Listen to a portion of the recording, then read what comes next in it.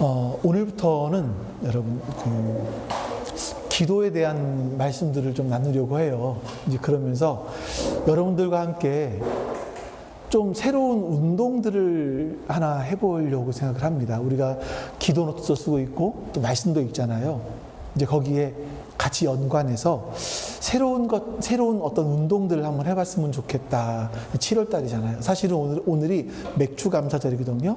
네, 뭐 특별하게 우리가 이번에는 맥주 감사절, 이제부터는 맥주 감사절을 특별하게 하지는 않을 건데, 이 새로운 반이 시작되는 시기 아닙니까? 그래서 이제부터 좀 우리가 새로운 좀 인생의 습관들을 들였으면 좋겠다.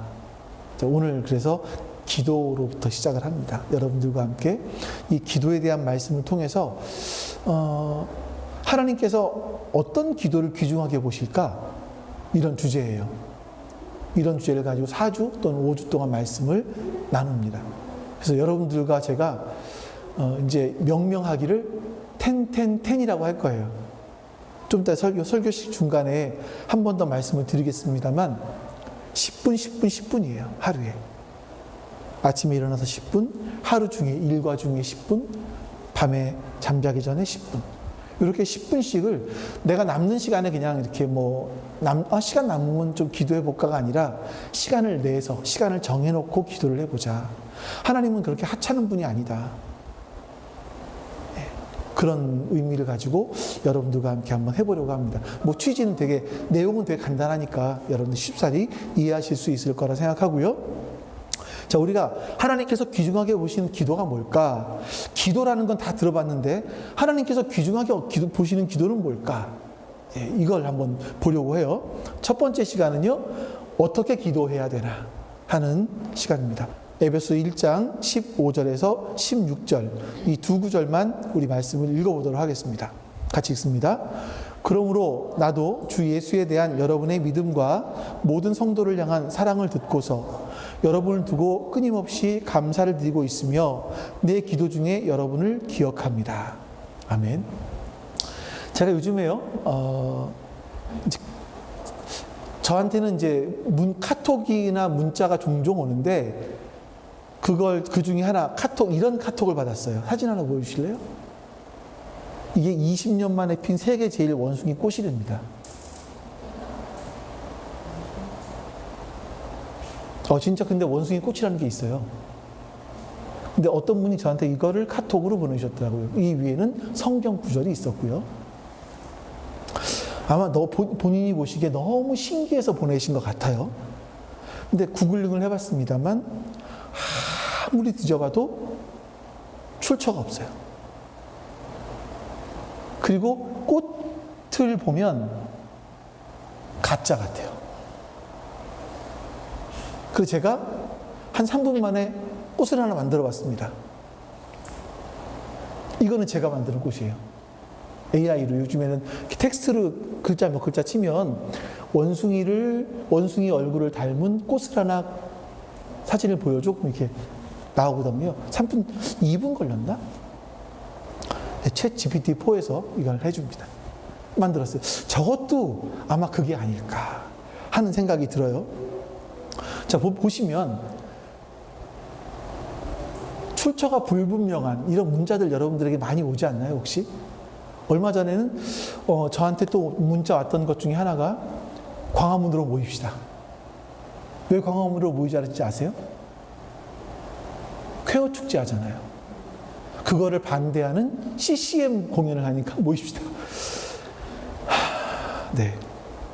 그것 때문에 요즘에 기독교가 혐오 종교로 되어가고 있습니다. 요즘에 그런 것에 대한 반응 때문에. 그러니까 이제 실제 원숭이 꽃이 있는데 그 사진까지 보여드릴까 하다 원숭이 되게 닮았어요, 담기는요. 근데 이런 모습들은 아니고요. 네. 그러니까 이게 톡으로 보면 팩트 체크가 되지 않은 이런 내용들을 무작위로 막 퍼나르시는 분들이 있어요. 내가 좋다고 생각되면. 어떤 목사님들은요, 꼭 하는 게 뭐냐면 위에 꽃사진 하나 있고 밑에 성경 구절 하나 넣어서 막 보내요. 또 어떤 분들은 당신의 설교를 보내요. 저한테 보내요. 또 당신이 큐티한 걸 저한테 보내요. 도대체 왜 보내실까 이거를? 처음에는 예의상 그냥 아멘 한번 써주기로 했지만 도대체 이거를 왜 보내실까? 우리 같이 기도하자. 뭐 공동체 안에서 같이 커뮤니티가 이루어져서 그 안에서 같은 기도 제목을 가지고 기도하자라는 건 얼마든지 좋잖아요. 근데 이런 뭐 광고를 포함해서 카톡과 문자를 보니까 하루에 저한테 오는 이 정크 메일 아니고 톡 이런 것들이 한 50통, 60통은 돼요. 어느 순간을 보다가 어느 때가 지나면서 제가 밤이 되면 한꺼번에 지워요. 보지도 않고 그냥 넘어가는 거죠. 그러다가 실수할 때도 있어요, 사실은요. 근데 제가 이제 이번에 기도를 준비했잖아요. 기도를 준비하면서 이런 생각이 드는 거예요. 혹시 우리가 하나님께 막 열심히 기도했는데 하나님께서 야, 또 그 기도다. 야, 스킵해라 그거. 그렇지 않으실까 하는 생각이 문득 드는 거죠. 우리의 기도가 하나님께 스팸 메일처럼 아니면 뭐 이런 그 광고성 카톡처럼 그렇게 느껴지지 않으실까? 별로 중요하지 않은 그런 문자로 보여지지 않으실까 하는 생각이 드는 거죠. 저희도 그렇잖아요. 톡을 받을 때 중요한 건 보겠지만 중요하지 않은 건 그냥 넘겨버리잖아요. 읽지도 않고. 하나님도 우리의 톡을 보고 그러지 않으실까 하는 생각이 들기도 했습니다. 그래서 여러분, 우리가 기도할 때 어떻게 해야 되는가를 봐야 되는데, 이제 첫 번째는 여러분들이 적어놨습니다만 반대되는 것부터 보자고요. 하나님께서 그렇게 별로 중요하게 여기지 않는 기도가 뭘까를 생각해 보면 첫 번째는요, 우리가 받은 복들이 있는데 그 복이 얼마나 놀라운 복인지를 모르고 또 달라는 거예요. 아주 사소한 것들을. 굉장히 사소한 것들인데 그걸 필요하다고 계속 달라고 하는 그 기도. 하나님 별로 중요하게 여기실 것 같지 않아요. 둘째는 뭘 기도해야 될지 본질을 놓쳐버렸어요. 기도의 핵심. 진짜 중요한 핵심의 기도를 놓쳐버린 거죠. 그러고 기도할 때. 세 번째, 급하고 필요할 때만 기도할 때. 그런 기도는 간절하고 열정적으로 할 수 있겠지만 하나님께서는 별로 그렇게 중요하지 않게 보시지 않을까 하는 생각이 듭니다. 그래서 저는요, 여러분들과 함께 에베소서에서 우리 사도 바울이 에베소에서 약 4번 정도의 기도를 기록하고 있어요. 그 기도 내용을 여러분들과 함께 살펴보려고 하는 겁니다. 그래서 바울의 기도를 우리가 한번 배워보려고 하는 거죠. 오늘은 첫 번째 시간이에요. 15절, 16절 말씀인데 우리 다시 한번 읽어보도록 하겠습니다. 같이 읽습니다. 그러므로 나도 주 예수에 대한 여러분의 믿음과 모든 성도를 향한 사랑을 듣고서 여러분을 두고 끊임없이 감사를 드리고 있으며 내 기도 중에 여러분을 기억합니다. 하나님께서 우리의 기도가 하나님께서 받으실 만한 기도, 하나님께 중요한 기도가 되기 위해서는요, 먼저 여러분, 내가 받은 복이 무엇인지를 한번 생각을 해보셔야 돼요. 내가 받은 복. 여기에 대한 감사가 먼저 있어야 된다고요. 자, 예를 들어 볼게요. 우리 부모님들이 아이들한테 아이들을 위해서 건강한 음식을 준비해 줄 때가 있잖아요. 예. 건강한 거. 맛은 약간 떨어질 수 있지만 정말 건강한 거. 아이들의 몸 상태를 보고 아이들의 몸에 정말 필요해서 만들어주는 그런 건강한 음식들. 최 집사님 있죠? 근데 아이들이 이렇게 얘기해요. 아빠, 나 치킨 먹고 싶어. 치킨 시켜줘. 아니, 그렇게 열심히 이 좋은 걸 준비해 놨는데 치킨을 먹겠대요. 피자를 먹겠대요. 이러면 마음이 어때요? 막 속이 막 부글부글 하지 않겠습니까? 마찬가지 아니겠어요? 하나님도 비슷하지 않겠습니까? 하나님께서 우리에게 주신 것이 너무나 엄청나요. 그런데 그 엄청난 복은 깨닫지를 못해요. 내가 그 복을 받은 존재라는 걸 알지 못해요. 그리고 너무나 별로 필요하지 않은 것들, 그런 것들만 달라고 하는 거죠. 마치 이런 거는요, 이런 거예요. 요즘에는 다이아가 어떤 게 비싼 건지 모르겠어요. 저희가 어렸을 때 하도 들었던 얘기는 뭐냐면 물방울 다이아라 그러잖아요. 예, 물방울 모양으로 만들어 놓은 다이아가 있대요. 그게 그렇게 비싸다 그랬어요. 몇백 캐럿이나 되는 그 물방울 다이아를 하나님이 우리에게 주셨는데, 우리는 뭘 구하냐면, 하나님 나 구리반지 좀 주세요. 그래서 구리반지만 계속 내 삶에 모아두는 거죠. 이 몇백 캐럿이 되는 물방울 다이아는 있는지도 모르는 상태에서 말이죠. 뒤로 제껴놓고 말이죠. 하나님이 얼마나 답답하실까요? 자, 그래서 우리는 먼저요, 여러분, 하나님께서 우리들에게 주신 복이 무엇인지를 아셔야 돼요. 바울이 15, 16절을 기록하기 전에 3절부터 시작해서 14절까지 3절 말씀만 한번 읽어볼까요? 같이 여기 말씀에 같이 읽습니다. 우리 주 예수 그리스도의 하나님 아버지를 찬양합시다. 하나님께서는 그리스도 안에서 하늘에 속한 온갖 신령한 복을 우리에게 주셨습니다. 자, 주실 거래요? 아니요, 주셨대요. 이미 주셨대요. 어떤 복이요? 하늘에 속한 온갖, 한 가지 복도 아니에요. 온갖 신령한 복을 다 주셨대요. 근데 여러분, 바울이요, 지금 우리는 우리나라 말로 번역을 했기 때문에 문장이 몇 개 끊어져 있어요. 근데 실제로 보면요, 3절부터 14절까지 이 헬라어로 기록됐을 때는 한 문장으로 쭉 기록되어 있어요. 왜 우리가 일필휘지라고 하잖아요. 그냥 한 줄로 막 한 번에 써내려가는 그런 글. 예. 그런 것처럼 바울은 하나님이 우리에게 주신 복이 어떤 복인지 아니 하면서 쫙 써내려가고 있어요. 제가 그걸 여러분들에게 목록을 좀 알려드릴게요. 목록. 다 기록해놨어요. 한 절 한 절에서 여러분들에게 다 기록해놨는데, 3절이 그 놀라운 복이 뭔지 아니? 하면서 말을 하는 거예요. 그러면서 4절에서 말을 하는데, 그 복이 뭐냐면, 같이 읽어볼까요? 한 절씩 읽어보면서 보겠습니다. 곧 창세전에 그리스도 안에서 우리를 택하사 우리로 사랑 안에서 그 앞에 거룩하고 흠이 없게 하시고. 이 복이 무슨 복이에요? 하나님 주신 복이 뭐예요? 하나님 앞에서요, 거룩하고 흠이 없게 될 수 있는 복이에요, 우리가. 이건 됐다는 아니에요. 됐다는 아니에요. 될 수 있어요. 우리가 하나님 앞에서 이런 존재가 될 수 있다고요. 하나님을 닮은 존재가 될 수 있다고요. 이 죄가 많은 세상인데, 이 세상에서 죄와 더불어 싸우면서 여러분, 세상 살기 얼마나 힘들어요. 관계가 얼마나 힘들어요. 부부관계, 이웃 간의 관계, 얼마나 힘들어요. 근데 이 힘들고, 그래서 누군가를 미워하고, 내가 미워하지 말아야 되는데 자꾸 미워하는 마음이 생기는 이 세상에서 이것으로 끝나는 것이 아니라, 하나님께서 우리를 하나님을 닮은 거룩하고 흠이 없는 존재가 될 수 있게 해주셨다. 이 복이 우리 가운데 있다라고 말씀하세요.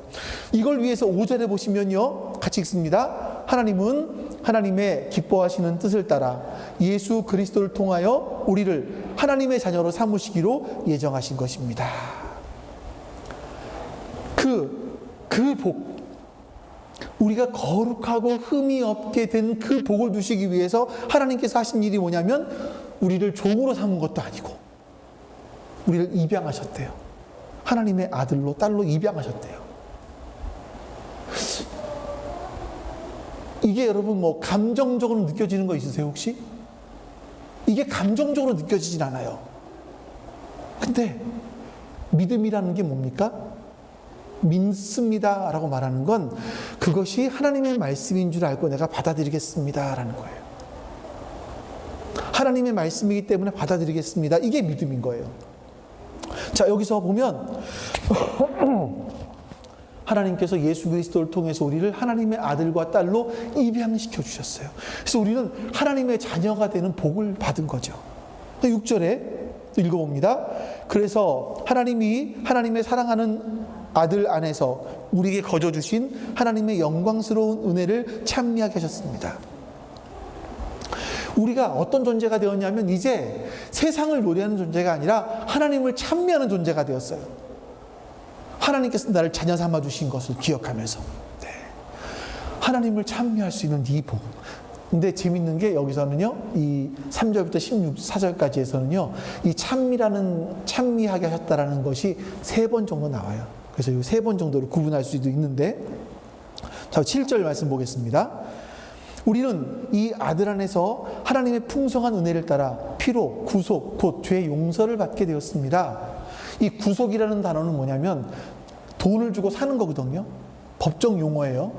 이 사람이 노예였는데 노예에서 해방시키기 위해서 내가 돈을 지불하고 그 사람을 사오는 거예요.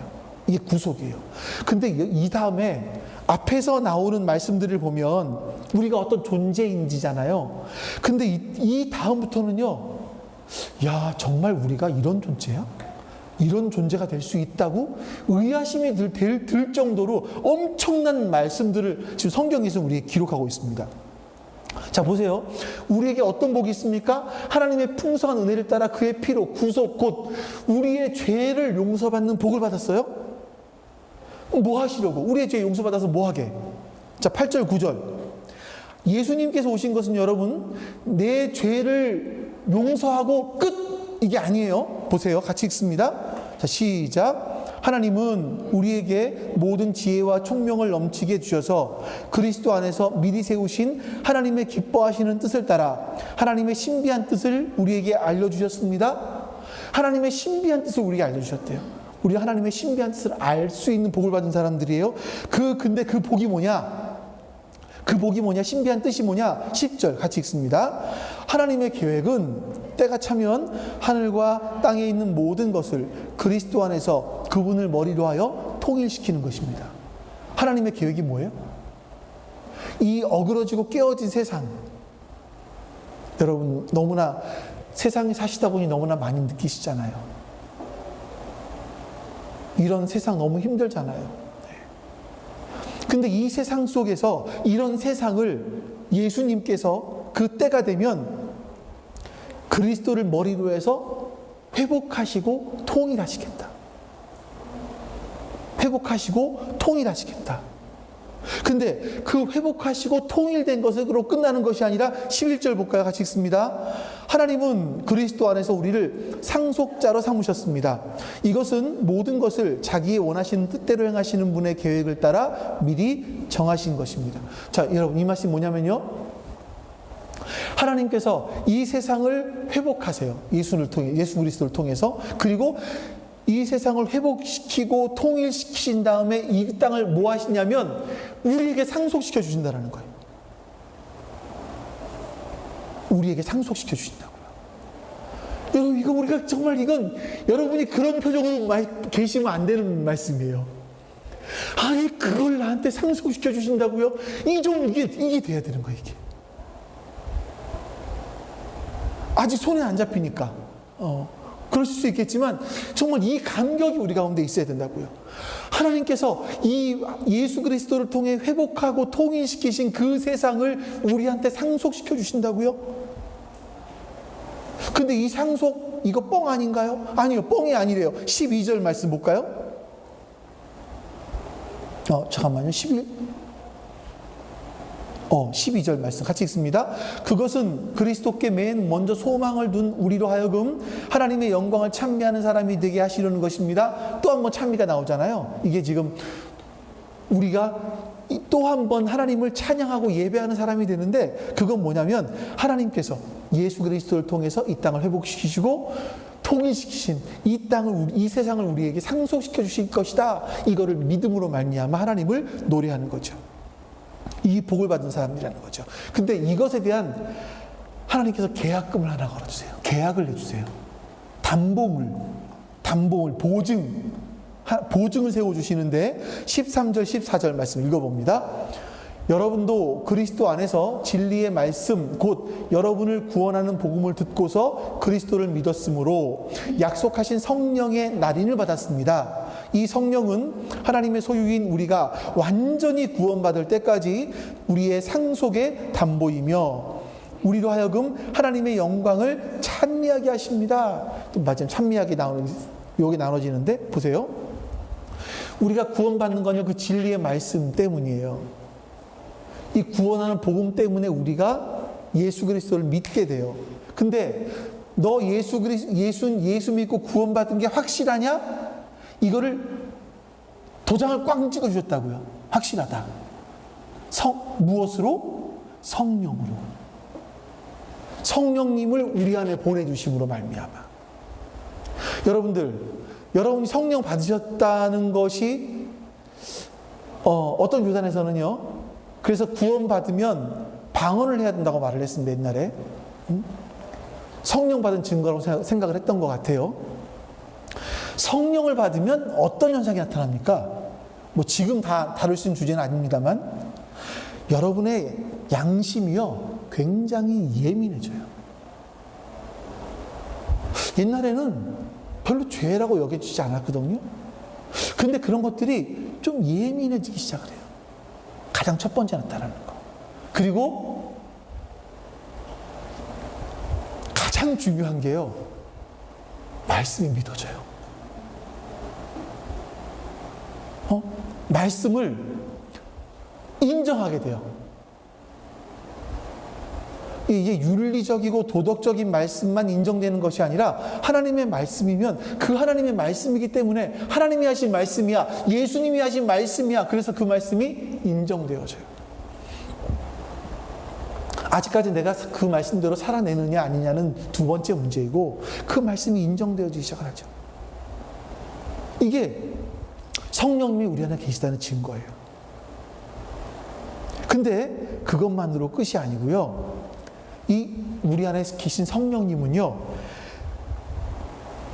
우리가 완전히 구원받을 때까지 우리의 상속의 담보, 성령이 계신다라는 건 성령님은 우리 안에 완전한 구원을 받을 때까지 그 약속의 담보가 되신다, 상속의 담보가 되신다라고 말씀하세요. 그러니까 성령님이 계시다라는 것이 너희가 구원받은 사람이야, 이것을 확실히 도장 꽝 찍어주시고 보장을 해주시는 거죠. 자, 우리는 여러분 여기서 지금 14절까지 보신 말씀처럼 우리는 이렇게 구원받은 사람들이에요. 이런 복을 받은 사람들이라고요. 자, 그런데 우리가 하나님께 기도하는 내용들은 뭡니까? 하나님, 나 이 땅에서 구리반지가 필요해요. 엄지손가락에 낄 구리반지 필요하고요. 검지손가락에 낄 구리반지 필요해요. 이거 기도하고 있는 거예요, 우리는요.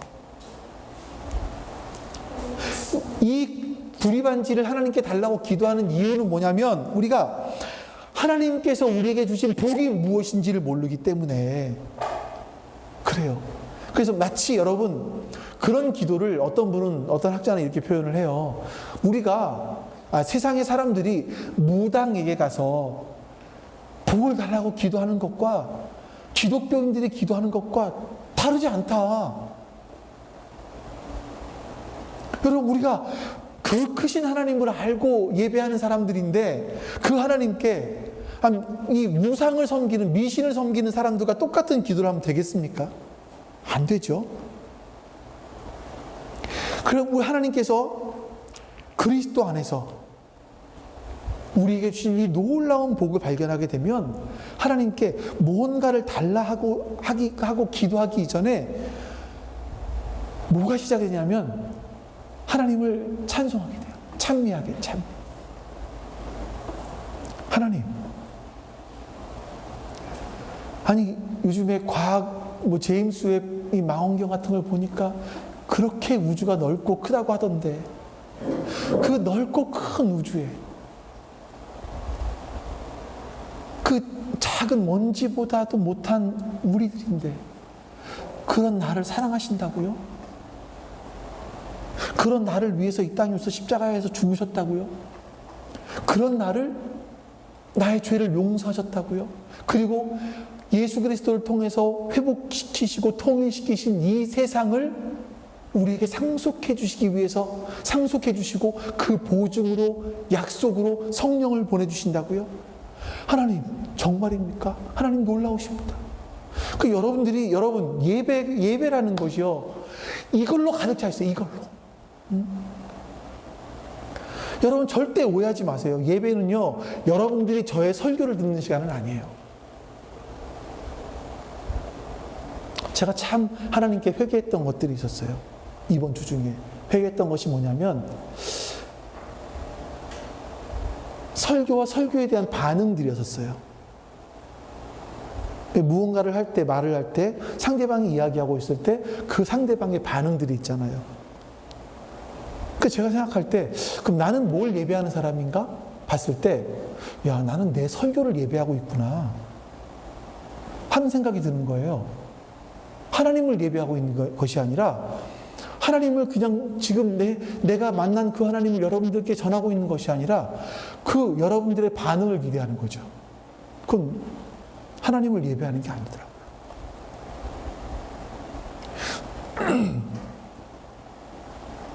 하나님, 이 복을 발견한 사람들은요, 정말 하나님을 찬양하기 시작을 해요.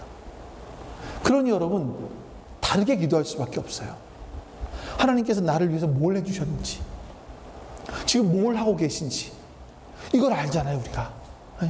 아까 3절부터 14절까지 나온 말씀 속에서 하나님께서 우리를 어떻게, 어떤 복을 주셨고, 우리를 앞으로 어떻게 상속해 주실지, 무엇을 상속해 주실지 나왔잖아요.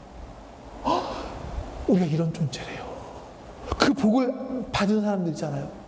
그러니 우리는 뭘 위해서 기도해야 됩니까? 그 나라 상속해 주셨는데, 이미 성령으로 도장을 꽝 찍어 주셨는데, 그럼 우리 뭐 기도해야 돼요? 이 땅에서 하나님 불입한지요. 이번엔 새끼발가락에 뜰 게 부족해요. 이거 기도 되겠어요? 그 큰 하나님의 나라를 위해서 기도하는 거죠. 여러분, 우리의 기도는요, 먼저 하나님께서 우리에게 주신 복이 무엇인지를 알아야 하나님께서 받으시는 기도를 할 수 있어요.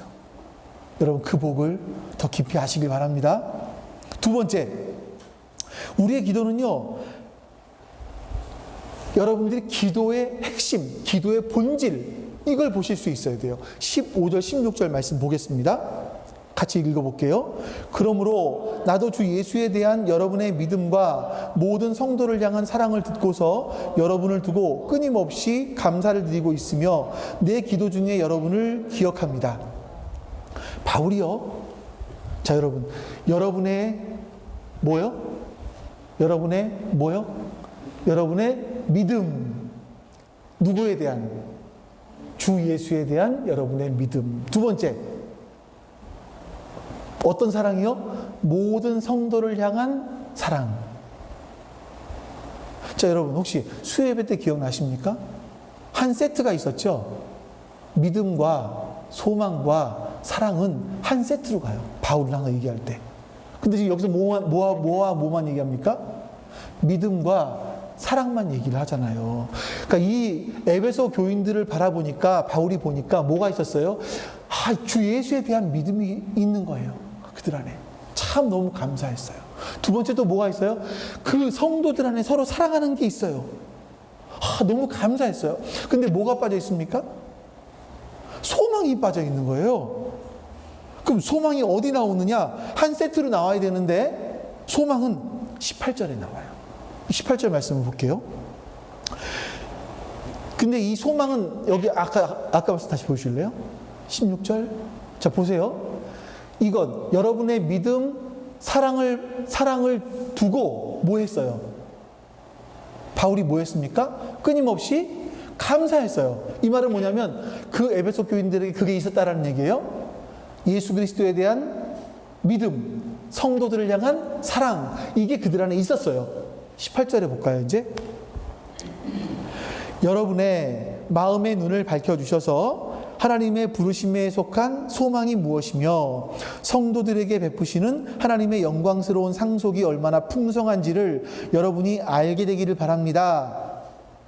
자, 여기 하나님의 부르심에 대한 소망, 그 상속이 얼마나 풍성한지, 이것도 소망이잖아요. 이거를 알게 되기를 바랍니다 라는 얘기하는 걸 보니까 에베소 교인들에게 소망이 있다 없다? 소망이 있었다 없었다? 없었다. 예수님에 대한 믿음도 있었고 성도들을 향한 사랑도 있었는데 보니까 뭐가 없어요? 이 사람들 안에는 하나님의 부르심에 대한 소망도 없었고, 그 상속이 얼마나 풍성한지 그 소망이 없구나라는 것을 보고 뭐래요?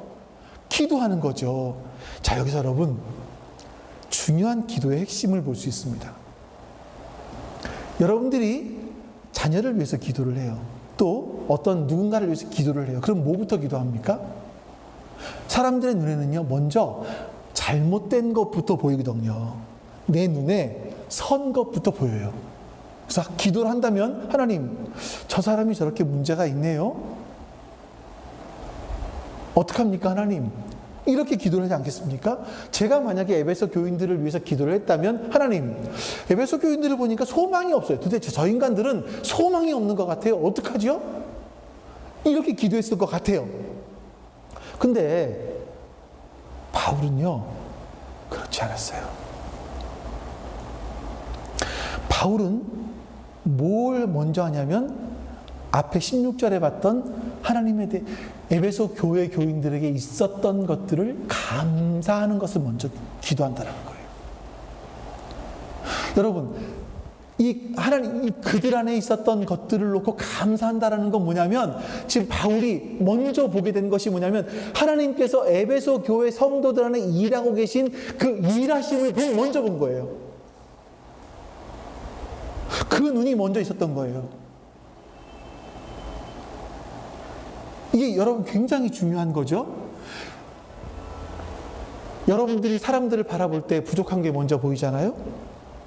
좀 마음에 안 드는 게 먼저 보이잖아요. 근데 바울은요, 뭘 먼저 봤습니까? 하나님께서 그 사람 가운데 일하고 계시는 걸 먼저 봤어요. 하나님께서 일하고 계신 에베소 교인들 가운데 일하시는데 뭐가 있습니까? 야, 얘네들 안에 예수님을 향한 믿음이 있네. 야, 성도들 안에 대한 사랑이 있네. 이걸 먼저 본 거예요. 그리고 나서 뭘 합니까? 하나님, 근데 얘네들 안에 하나님께서 주시는 그 풍성한 상속에 대한 소망이 없어요. 하나님 나라에 대한 소망이 없어요. 이걸 더해 주세요. 라고 기도를 하는 겁니다. 우리가 기도해야 될, 이게 핵심이, 이런 기도가 핵심이죠, 여러분. 하나님께서 지금 뭘 하시는지, 그 사람 안에 하나님이 뭘 하시는지를 먼저 보셔야 돼요, 여러분. 지금 여러분의 가정 속에 어떤 문제가 일어났어요. 나를 너무나 속상하게 하고 나를 너무나 힘들게 해, 내 인생 속에서 그런 문제가 일어났어요. 하나님, 이 문제 고쳐주십시오 라고 기도하기 이전에 지금 이 상황 속에서 하나님이 하시는 일은 뭔가를 보셔야 돼요. 뭔가 억지로 뭐 이렇게 뭐 깨달음이 뭘까 뭐 억지로 막 이러실 필요는 없어요. 우리들은요, 보면 좀 이따 하나 얘기하겠지만, 억지로 감사 제목을 찾아내고요, 억지로 뭔가를 막 깨달으려고 해요. 그러지 마시고요, 그냥 하나님께서 이 상황 속에서 하시는 일이 뭘까? 참이 하나님을 좀 바라보세요. 하나님께서 그러면 깨닫게 해주시는 게 있다고요. 여러분, 하나님은 지금도 일하고 계십니다. 여러분의 가정 속에서, 여러분 자녀 가운데, 가족 가운데, 우리 교회 가운데 일하고 있어요. 하나님은 놀고 계시는 분이 아니세요. 저는 분명히 믿습니다. 자, 근데 여러분, 하나님께서 일하시는 게 보이십니까? 여러분의 가정에서 하나님이 일하고 계시는 게 보이세요? 안 보이시나요? 왜 안 보일까요? 우리가 인간적인 눈으로만 그 상황들을 바라보기 때문에 그래요. 인간적인 눈으로 그 사람을 바라보기 때문에 그래요. 그러니까 인간적인 게 먼저 보이고 부족한 게 먼저 보이는 거죠. 하나님께서 일하시는 거는 잘 안 보이는 겁니다. 우리가 먼저 부족한 게 보이고, 사람들은 이런 착각을 해요. 그 어떤 공동체 속에서 부족한 걸 보고 부족한 걸 비판을 잘하면 자기는 똑똑한 사람이라고 생각을 해요. 왜냐하면 이제 그 글 쓰는 사람들 있잖아요. 글 쓰는 사람들 보면 사회의 부조리들을 아주 예리하게 판단하고 비평을 하잖아요. 그걸 보면서 똑똑한데? 주로 똑똑한 사람이 글을 쓰니까 그러잖아요. 이렇게 비판을 잘하는 사람들이 똑똑한 것이 아니고요. 하나님께서 나에게 그 사람의 부족한 것을 보게 해주셨다면 뭐 하라는 겁니까? 기도하라는 거예요. 여러분이 저를 보셨을 때, 홍 목사에게는 이런 부족한 부분들이 있어. 아유, 저 인간은 저 나이 먹도록 뭐 했어 저렇게? 라고 하시는 게 아니라 뭐 하시라고요? 부족하니 기도하시자고요. 기도하셔야 된다고요.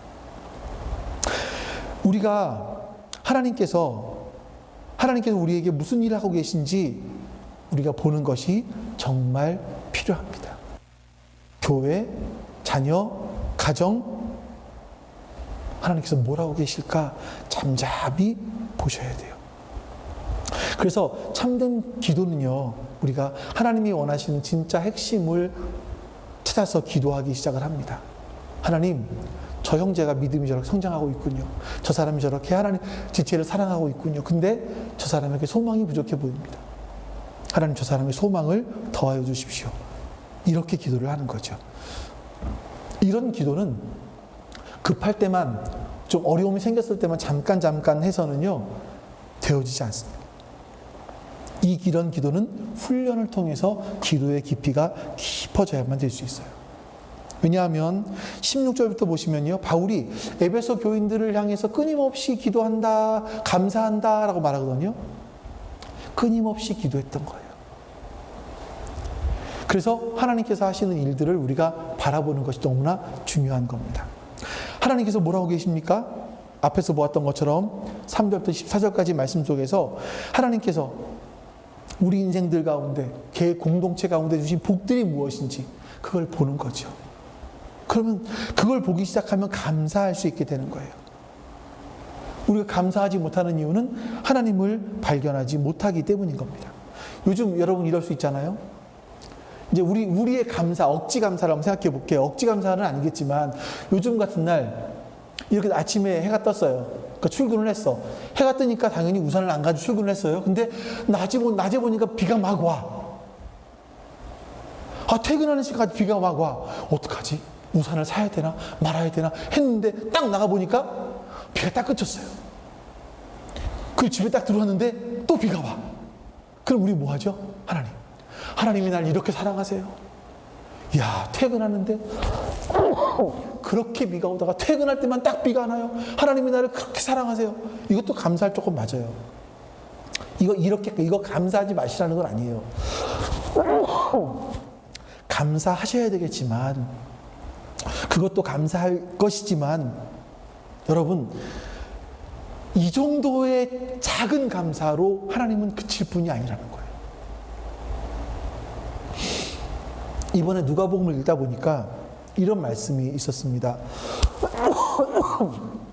예수님께서 제자들에게 사람들이 나를 누구라고 하느냐, 너희들은 나를 누구라고 생각하느냐라고 물었을 때 베드로는 예수님은 메시아입니다 라고 답을 하죠.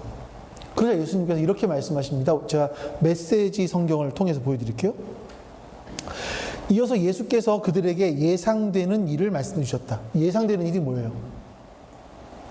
앞으로 그들이 살아가면서 그들이 어떤 삶을 살게 될 건지 예상되는 일을 말씀해 주시는 거예요. 자, 뭐라고 말씀합니까? 누구든지 나와 함께 가려면 누구의 길? 내가 가는 길을 따라야 한다. 예수님과 함께 가려면 네가 원하는 길이 아니라 예수님이 가는 길을 따라가야 된다. 야, 그 길 가는 거, 그 길을 결정하는 건 니네들이 하는 게 아니야. 내가 하는 거야. 라고 말씀하세요. 그 다음에 뭐라고 하십니까? 고난을 피해 달아나려고 하지 말고 오히려 고난을 끌어안아라. 어려움이 찾아오면 그거 어려움 피해서 도망가려고 하지 말고 그 어려움을 끌어안어. 그리고 나를 따라와. 그러면 내가 방법을 알려줄게. 어떻게 그 어려움들을 이겨나갈 수 있는지, 끌어안고 갈 수 있는지 방법을 알려줄게. 이 말씀하시는 거예요. 예수님은요, 고난이 왔을 때 피해 도망가지 말라고 말씀하세요. 끌어안으래요. 끌어안고 나에게 오래요. 그럼 예수님이 알려주시겠대요. 어떻게 그 어려움들을 끌어안고 갈 수 있는지.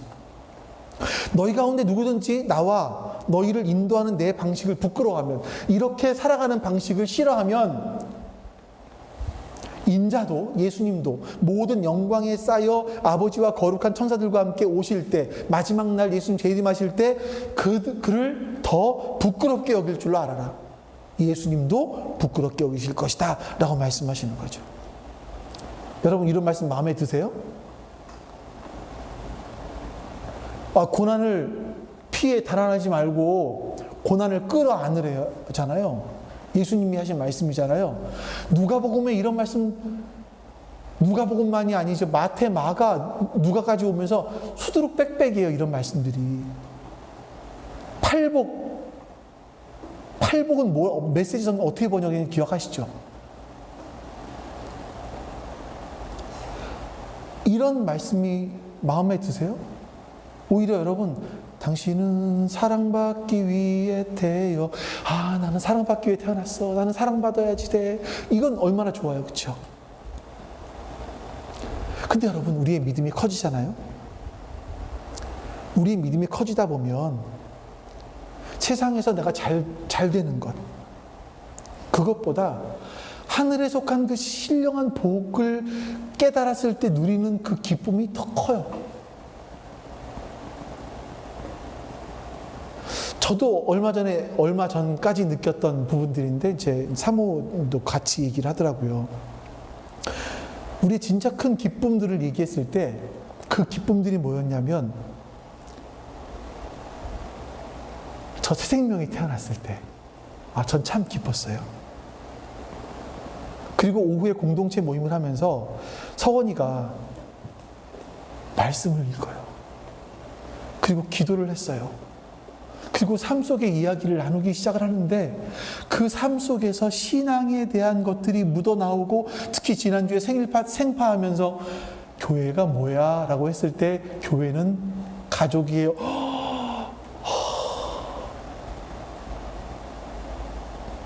예은이가 종종 또 집에서도 얘기를 해요. 신앙의 어떤 간증들을, 하나님께서 나에게 하신 일들을 얘기를 해요. 그 감동. 집사님들이 말씀을 읽었는데 그 말씀들을 보면서 삶의 이야기를 할 때 보면, 그건요, 여러분, 그 다른 세상에서 얻은 그 감동들은 잠깐 그 짜릿한 감동들이 있어요. 근데 그게 그렇게 오래가지 않아요. 근데 여러분들이 믿음의 성장했다라는 이야기를 들을 때마다 막 그 감동은 지금도 있어요. 지금도. 그 얘기를 반복하니까 막 지금도 그 벅참이 있어요. 제 안에도. 세상의 무엇과도 비교할 수 없을 정도의 큰 기쁨이 그거였었어요.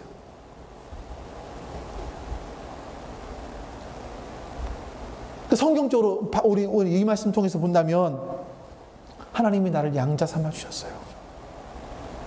나를 구속해 주셨어요. 하나님이 나를 하나님 나라의 시민으로 상속자가 되게 해주셨어요. 이거를 깨닫는 거예요. 그게 얼마나 큰 감사이고 큰 복입니까? 믿음이 어릴 때는요, 나에게 뭔가 잘해주면 그것 때문에 감사해요. 감사하죠. 근데 믿음이 성장하면 성장할수록요, 하나님께서 내 인생 속에 하신 그 놀라운 일들, 나의 존재를 어떻게 바꾸어 주셨는지, 또 내가 앞으로 어떤 존재가 되어질 것인지를 깨닫고 누리는 복이 있다고요. 그 기쁨들이 있다고요. 그걸 묵상하는 거죠. 그러면 감사하며 기도하기 시작을 하는 겁니다. 그래서 여러분, 우리의 인생 가운데 어떤 상황이 오잖아요. 우리들은요, 억지로 감사 찾아요. 막 너무 힘든데 그 상황 가운데서 하나님, 그래도 이건 감사해요, 이런단 말이에요. 그러지 않아요, 여러분? 근데 하나님께서 그거 별로 기뻐하지 않으실 것 같아요. 억지로 막 하는 거잖아요. 억지로. 범사에 감사하라, 그 말씀이 그거 같아요? 범사에 감사해라, 이 말씀이 하나님, 먼저 이게 나와요. 그래도 이건 감사해요, 이거 기뻐하실 것 같으냐, 하나님께서? 아니에요. 자, 보세요. 고린도전서 10장 13절 말씀을 좀 볼게요. 같이 한번 이 말씀, 이것도 메시지 성경으로 볼게요. 좀 이해하기가 쉬운 것 같아요. 같이 읽어보겠습니다. 여러분의 앞길에 닥치는 시험과 유혹은 다른 사람들이 직면해야 했던 시험과 다르지 않습니다. 다만 여러분이 기억해야 할 것은 하나님께서 여러분을 포기하지 않으시고 여러분이 한계 이상으로 내밀리지 않게 하시며 그 시험을 이기도록 언제나 곁에 계시며 도우신다는 사실입니다. 뭐라고 말합니까? 우리 옛날에 이런 찬송이 있었죠. 왜 나만 겪는 고난이냐고. 왜 나만, 내 인생 속에만 이렇게 어려움이 찾아와요? 라고 하지 말래요. 여러분 앞에 닥치는 시험과 유혹은 다른 사람이 직면해야 했던 시험과 다르지 않습니다. 다들 똑같이 경험하는 거라는 거예요. 똑같이. 집사님들, 똑같이 직면해야 했던 시험과 다르지 않아요. 근데 여러분이 기억해야 될 게 있대요. 여러분이 기억해야 될 게 있대요. 뭘 기억합니까? 하나님께서 여러분을 포기하지 않으셨다고요. 똑같은 세상 사람과 똑같은 시험과 유혹이 여러분을 찾아오고 여러분을 어렵게 하고 힘들어요. 그건 왜 그러느냐? 하나님이 그렇게 조작하시는 게 아니라 세상이 죄로 가득 차 있고 이 세상의 질서가 깨어져 있기 때문에 그래요. 옛날에는요, 그래도 진리라는 게 있어요. 진리. 절대선이라는 게 있었어요. 근데 지금은 절대선이 무너졌어요. 사람들은 다 내가 옳으면 옳아. 옛날에는 성경 말씀, 거기는 옳은 말씀이지. 근데 지금은 그게 없어요. 내가 옳으면 옳아. 가족 간에도 부부 간에도요. 내가 옳아요. 내가. 이런 시대를 살고 있으니 이 다툼이 있을 수밖에 없고 깨어질 수밖에 없죠. 이거는 우리에게만 오는 게 아니라 다 똑같아요. 다 똑같아요. 자, 그런데 하나님께서 여러분을 포기하지 않으신다고요. 더 중요한 게 뭔지 아세요? 여러분이 한계 이상으로 내밀리지 않게 하신대요. 여러분이 끝까지 가지 않도록. 그러니까 이런 거예요. 하나님께서 내 최후로 내려가지 않도록 하나님이 우리를 막아주고 계신다. 나를 막아주고 계신다고. 세상의 사람들이 똑같이 겪는 어려움이 나에게 찾아왔지만 하나님이 나를 정말 최악의 상황이 되지 않도록 나를 막아주고 계신다. 그리고 그 시험을 이기도록 곁에서 도우신다고요. 이게 하나님께서 하시는 일이다. 자, 그런데 여러분, 이런 하나님이신데 우리가 무엇을 감사해야 되겠냐고요. 이런데 우리가 억지로 감사하는 이 말씀을 보면 여러분, 우리가 그래도 이것 때문에 감사해요. 이게 아니라 이 말씀 때문에 하나님이 지금 내가 더 최악으로 내려가는 걸 막고 계시는군요. 하나님. 내가 지금 내 눈으로 보지 못하지만 하나님이 지금 나를 포기하지 않으셨군요. 나를 지금도 지키고 계시는군요. 하나님. 이거를 보는 거예요. 무엇으로? 믿음으로 보는 거예요. 그리고 감사하는 거예요. 이게 차원이 같냐고요. 이게 차원이. 여러분, 감사는요, 이 말씀들을 이렇게 보기 시작하는 훈련으로 시작되는 거예요.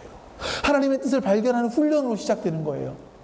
그래야 우리가 감사하며 기도할 수 있고요. 또 하나 우리가 훈련해야 되는 기도가 있어요. 그게 뭐냐면 쉬지 않고 하는 기도예요. 바울은요, 한 번 기도하고 마는 것이 아니라 쉬지 않고 기도했습니다. 이건 기도의 수시성과 규칙성을 말하는 거예요. 기도의 수시성과 기도의 규칙성. 어떤 분들은 예전에 보니까 이렇게 얘기해요. 나는 일하면서도 기도하고요. 밥하면서도 기도하고요. 수시로 기도하신다는 얘기잖아요. 이걸 정확하게 표현해 볼까요? 자기 멋대로 하는 기도예요. 자, 이런 거예요. 하나님, 잠깐 내 얘기 좀 들어보실래요? 막 또 얘기를 해. 됐어요? 하나님, 끝. 다 갈게요. 가. 하나님, 잠깐만요. 또 이번 내 얘기 좀 들어보실래요? 됐네요. 됐네요. 가세요. 하나님을 너무 무시하는 거 아니에요, 이거? 하나님은 그런 분이 아니라고요.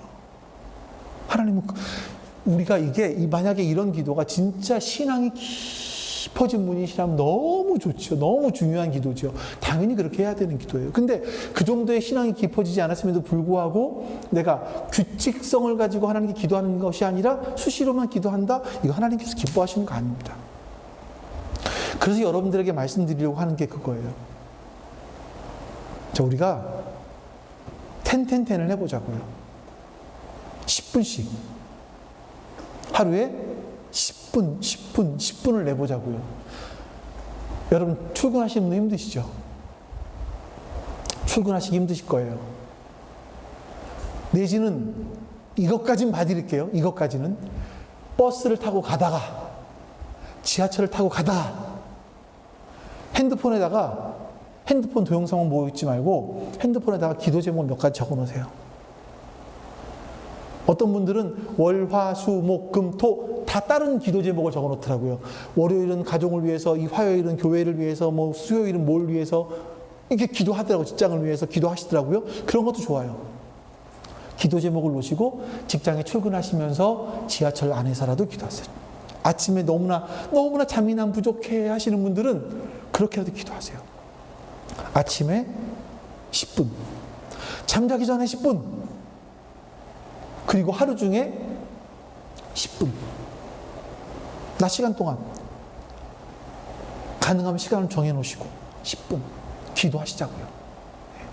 그거는 내가 하나님 앞에 내가 이 시간에 하나님 앞에 머물겠습니다.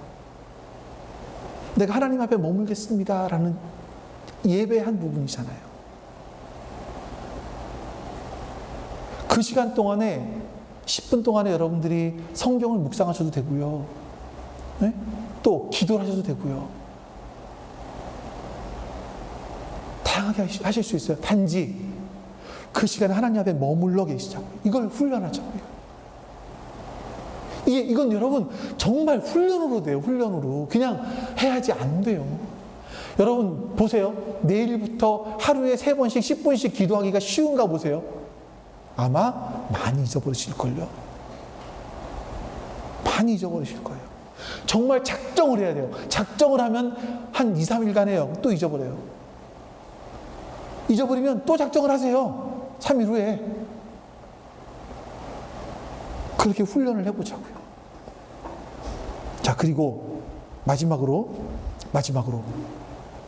기억하면서 기도하는 겁니다. 내가 기도할 때마다 바울은 내가 너희를 기억한다 라고 말씀해요. 그러니까 여러분들이 기도하실 때 좀 사람들을 품고 기도하세요.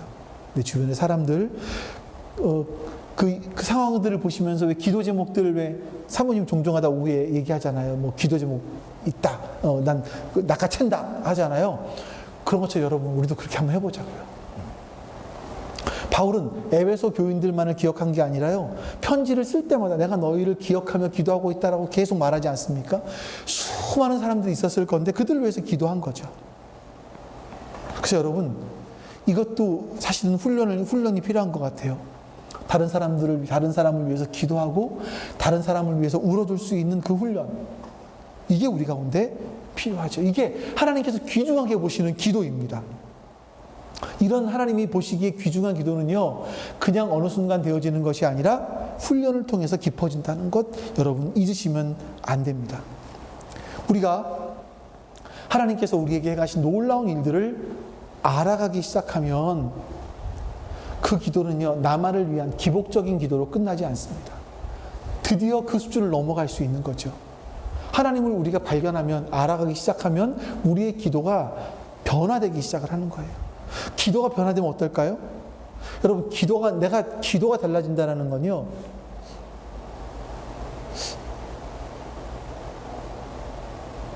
어떤 분이 그러던가? 내가 기도하고 있는 내용들을 적어서 써보라 그러던가? 내가 추구하는 게 뭔지를 알 수 있다고? 맞는 것 같아요. 그러니까 여러분들이 기도 제목들이 있었으면 잘 써보세요. 내가 지금 뭘 추구하는지를 아실 거예요. 근데 내가 기도를 깊이 하다 보면 내가 추구하는 게 달라져요. 아까 3절부터 14절까지 나온 그 복들을 추구하게 되겠죠. 내가 추구하는 게 달라지면요, 인격이 달라지죠. 인격이 달라지면 인생이 달라지는 거예요. 여러분, 밤낮 그 기도가 그 기도라면 죄송하지만 우리의 인생이 좀 너무나 억울하지 않을까 하는 생각이 들어요. 여러분들의 인생 속에 구리반지 잔뜩 쌓아놓고 뭐 하실 거예요? 물방울 다이아 잊어버리고, 그거 즐기지 못하고 누리지 못하고. 그래서 우리는요, 그 하나님께로부터 받은 것들을 누릴 수 있는 특권을 가지고 있는 사람들이라는 걸 기억하셔야 됩니다. 저도 참 기도를 못하는 사람이에요. 근데 제가 이번에 결심하는 것이 사도 바울의 기도를 통해서 좀 나도 기도를 배워봐야겠다. 그리고 기도를 해야겠다 하는 생각이 들었어요. 텐텐텐을 여러분에게 말씀드리지만, 다른 교회에서 하고 있는 거예요. 말씀드리지만 이거는 여러분들에게 말씀드리는 것이 아니라 사실 저를 위해서 하는 거예요. 자꾸 제가 잊어버려요. 기도하는 거예요. 그래서 나 스스로를 훈련시키기 위해서 여러분들께 말씀드리는 거죠. 그래서 여러분들과 제가 더 깊고 더 멋지고 더 힘 있는 기도를 했으면 좋겠어요. 진짜 본질적인 기도를 해서 우리의 기도 생활이 변화되기를 소망합니다. 하나님, 바울은 하나님께서 주신 복을 생각하니 너무나 감격해서 한 문장으로 그 긴 글을 써내려갑니다. 하나님, 우리는 그 하나님이 주신 복을 기억하고 있습니까? 그 복으로 감사하고 있습니까? 하나님, 알게 해주시옵소서. 감사하며 기도하게 해주시고 쉬지 않고 기도하게 해주시고, 하나님, 우리 성도들을, 우리 지체들의 문제들을 놓고 기억하며 기도할 수 있게 해주시옵소서. 그런 기도가 우리 가운데 있게 해주시옵소서. 우리의 기도가 변화되게 해주시고, 그래서 하나님 앞에 우리의 기도가 그냥 스킵되어지는 기도가 아니라 하나님께서 받으실 만한 그런 기도가 되게 해주시옵소서. 여호와는 내게 복을 주시고 너를 지키시기를 원하며, 여호와는 그의 얼굴을 내게 비추사 은혜 베푸시기를 원하며, 여호와는 그 얼굴을 내게로 향하여 드사 평강 주시기를 원하노라. 아멘. 이제는 우리에게 생명을 주시기 위해서 이 땅에 오신 예수 그리스도의 은혜와 그 아들을 이 땅에 보내시기까지 하신 그 아픈 하나님의 사랑하심과 그 사랑을 깨닫게 해주시는 성령 하나님의 내주하심과 조명하심이 지금 주 앞에 예배한 모든 하나님 백성들 머리 위에 지금부터 영원토록 함께 하시기를 간절히 축원하옵나이다. 아멘.